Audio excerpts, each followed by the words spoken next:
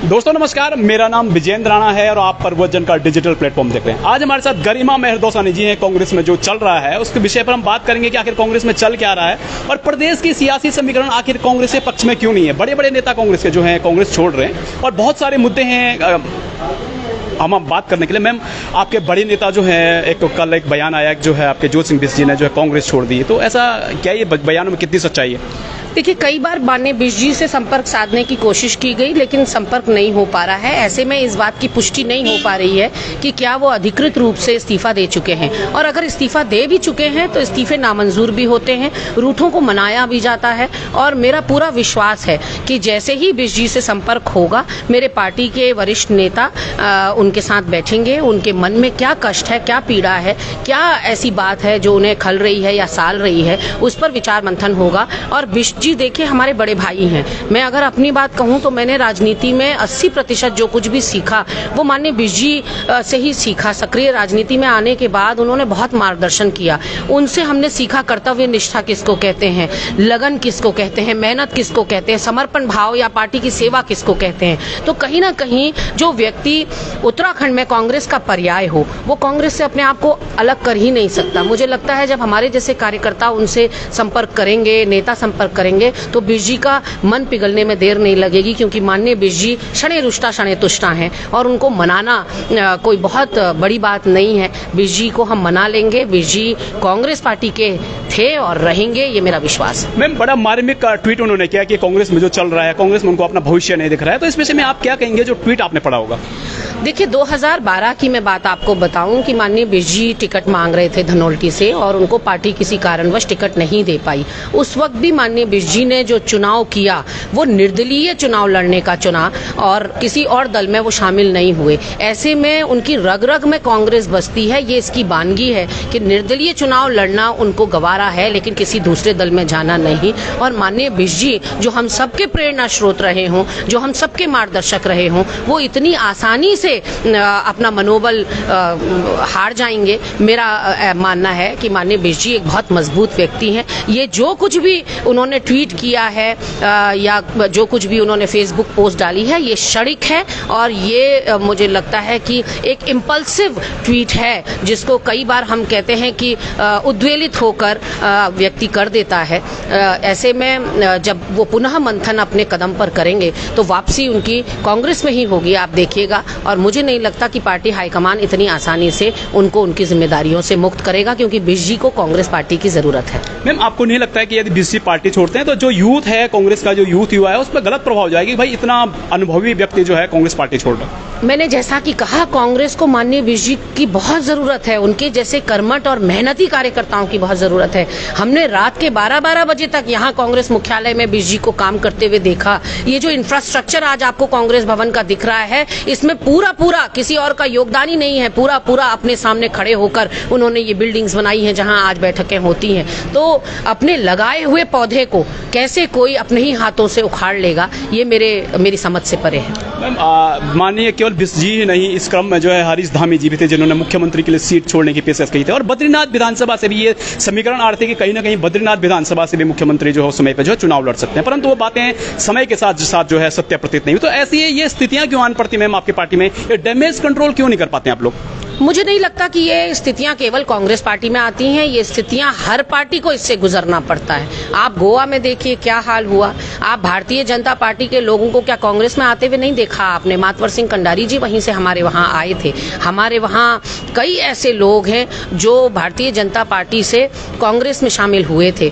तो जब बड़े दल होते हैं तो सबको खुश कर पाना या सबको संतुष्ट कर पाना पॉसिबल नहीं होता है। लेकिन जिस तरह के नेताओं का आपने नाम लिया, मैंने जैसा कि आपसे कहा, मुझे अपने हाईकमान पर पूरा विश्वास है, पूरा उनके विवेक पर मुझे विश्वास है कि जब वो इन नेताओं के साथ बैठेंगे और उनकी परेशानियों को समझने की कोशिश करेंगे तो बातचीत से समाधान जरूर निकलेगा। मैम, बात उपचुनाव की करते हैं। उपचुनाव की तैयारियां कैसे चल रही है? क्योंकि जो मीडिया रिपोर्ट्स बता रही है वहां पे कि कांग्रेस जो है उतनी सक्रिय नहीं दिख रही है जितनी भाजपा है वहां पर। देखिए, ये चुनाव ही पुष्कर सिंह धामी के इर्द गिर्द बुना गया है। उनको ही चुनाव जिताने की कवायद के चलते ये उपचुनाव हो रहे हैं प्रदेश में। जैसा कि आपको ज्ञात है कि उपचुनाव होते ही नहीं अगर धामी जी को जिताने की बात ना होती। वहीं कहीं ना कहीं धामी जी चुनाव लड़ेंगे, ये भारतीय जनता पार्टी को पता होना लाजमी है, मीडिया को पता होना लाजमी है। लेकिन कांग्रेस पार्टी से प्रत्याशी कौन होगा, इसके लिए गहन मंथन पार्टी कर रही है। चुनावी समीकरण, क्षेत्रीय और जातिगत समीकरणों को देखते हुए एक मजबूत कैंडिडेट हमने वहां उतारना है ताकि टक्कर बराबर की हो।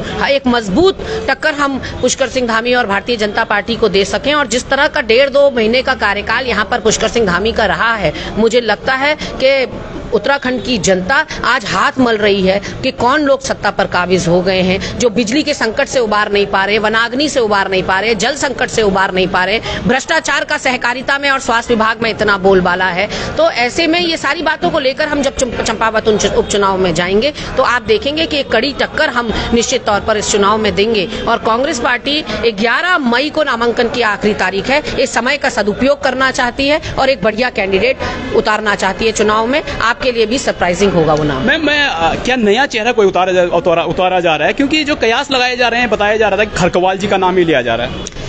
देखिए, हमारे पर्यवेक्षक वहां गए, उन्होंने बैठक ली और कार्यकर्ताओं का मन टटोला। माननीय भुवन कापड़ी जी उसमें शामिल थे, मनोज तिवारी जी हमारे विधायक उसमें शामिल थे, हमारे विधायक खुशहाल सिंह अधिकारी थे। और उन्होंने वहां कार्यकर्ताओं के साथ बैठक ली और दावेदारों के 5 नामों का पैनल जो है हाईकमान को भेजा है। उनमें से किसी एक नाम पर मोहर लगते हुए आपको किसी भी पल पता चल सकता है। मैम, एक लास्ट सवाल हम जाते जाते आपसे करेंगे कि गढ़वाल के जो नेता हैं, बड़े बड़े कांग्रेस के नेता हैं, नाराज चल रहे हैं, इस बात में कितनी सच्चाई है? नहीं, कहीं कोई नाराजगी नहीं है, एक क्षणिक नाराजगी। मैंने कांग्रेस भवन में माहौल टटोला तो कहीं ना कहीं नाराजगी अभी भी बनी हुई है कि गढ़वाल को जो है तवज्जो नहीं दी गई इस बार पद वितरण में। ये बड़ी समस्या पड़ी है।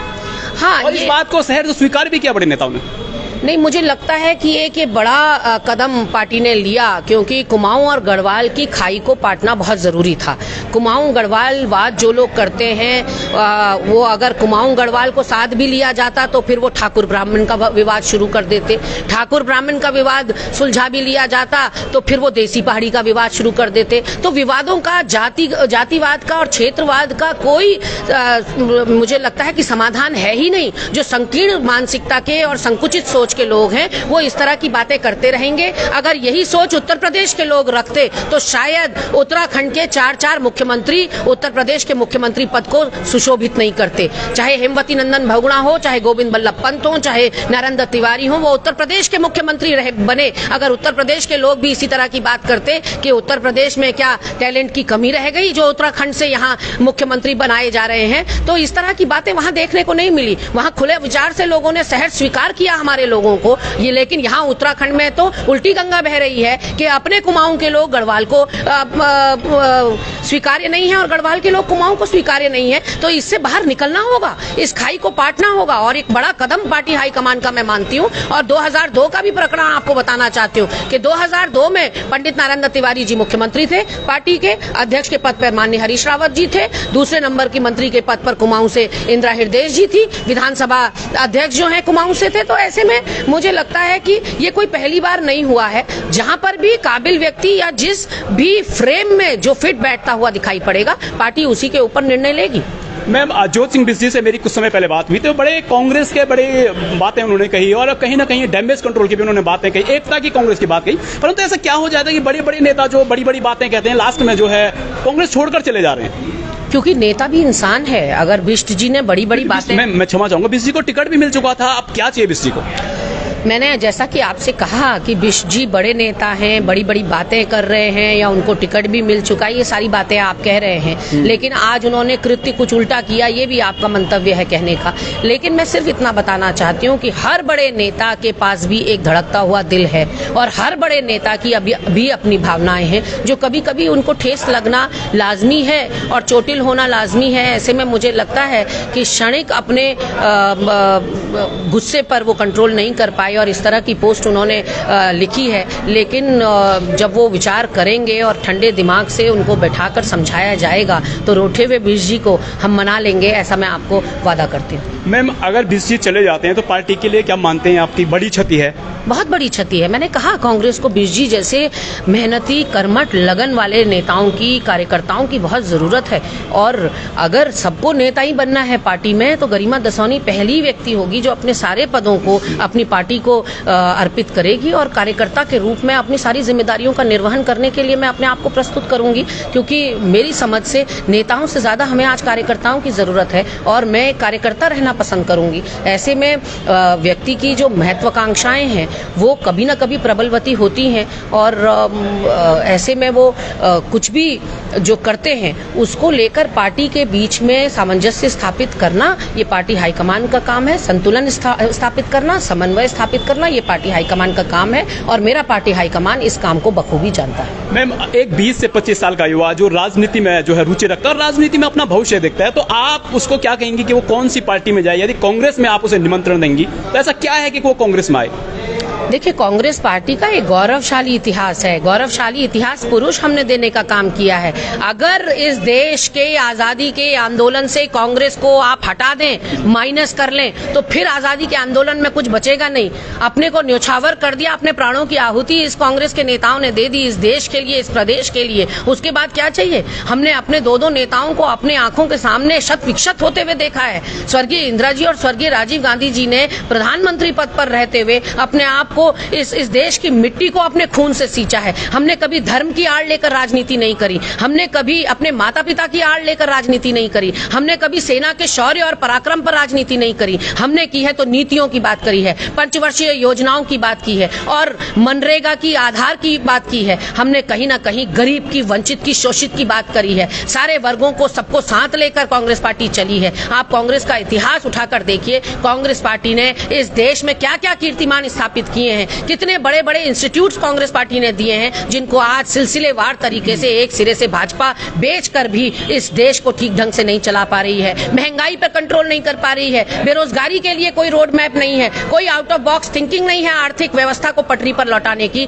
तो जो युवा है उससे मैं कहना चाहती हूँ, क्योंकि आपने मनमोहन सिंह जी का दौर नहीं देखा, क्योंकि आपको इंदिरा जी का दौर आपने नहीं देखा, राजीव जी का, लाल बहादुर शास्त्री जी का दौर, नेहरू जी का दौर आपने नहीं देखा, इसलिए आपको भ्रमित किया जा रहा है, आपको जो है अधकचरा ज्ञान पिलाया जा रहा है, परोसा जा रहा है इन संघियों के द्वारा, इन सांप्रदायिक ताकतों के द्वारा। इसलिए आपको खुद जरूरत है कि आप अध्ययन करें और अपने विवेक के अनुसार फैसला करें। मैम, एक लास्ट सवाल है मेरा। राहुल गांधी जी का एक वीडियो जो है आजकल सोशल साइट्स पे काफी सुर्खियां बटोर रहा है, तो क्या राजनीति दिखाई दे रही है आपको इस वीडियो में?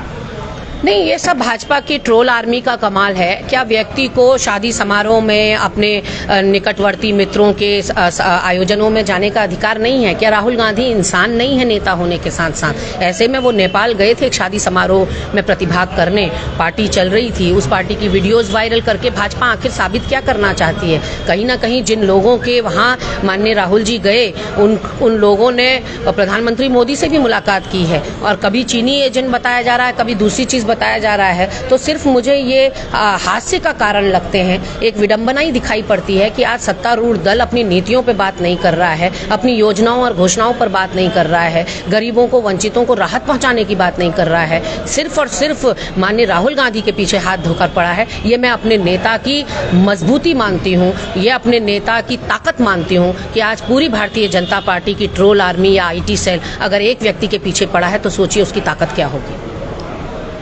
हम धन्यवाद मैम। धन्यवाद। हमारे साथ गरिमा मेहरदोसानी जी जुड़ी हुई थी, जिन्होंने सारे सवालों का बेबाकी से जवाब दिया और बड़े सही अंदाज में जो है कांग्रेस का बचाव भी किया। तो आप देखते रहिए प्रवचन डिजिटल। धन्यवाद।